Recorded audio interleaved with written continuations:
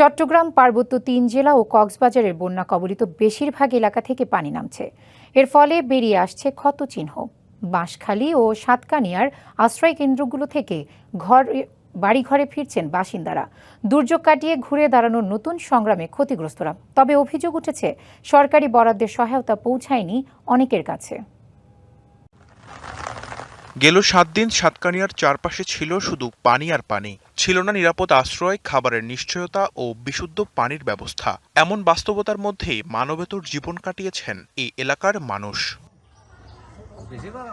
সবচেয়ে বেশি দুর্ভোগে পড়েন ৭ নম্বর ওয়ার্ডের শঙ্খ নদীর তীরবর্তী জেলে পরিবারগুলো। তলিয়ে যায় বসত ভিটা, থাকতে হয়েছে নৌকার মধ্যে।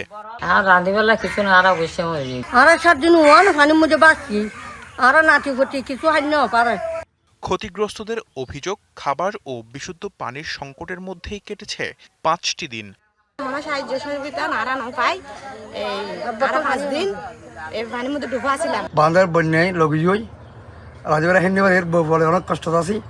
দুর্গতদের সহায়তায় সাধ্যমতো চেষ্টা চালিয়ে যাচ্ছে স্থানীয় প্রশাসন।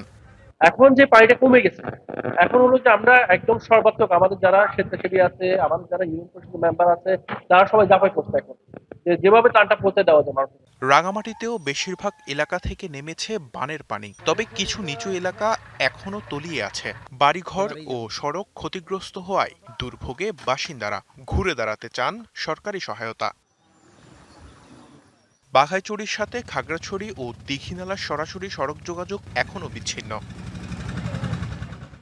এদিকে কক্সবাজারের নিম্নাঞ্চলের বেশিরভাগ এলাকা থেকে পানি নেমে গেছে, তবে চকরিয়া ও পেকুয়ার কিছু স্থান এখনো জলাবদ্ধ। বন্যায় ক্ষতিগ্রস্ত জেলার ১,৬১৩ বসতবাড়ি, ৩০টি শিক্ষা প্রতিষ্ঠান ও ২,০৪৪ কিলোমিটার সড়ক। ধসে পড়েছে ৭৯টি সেতু, ভেসে গেছে অনেক মাছের ঘের। Sanjidul Alam, DBC news desk.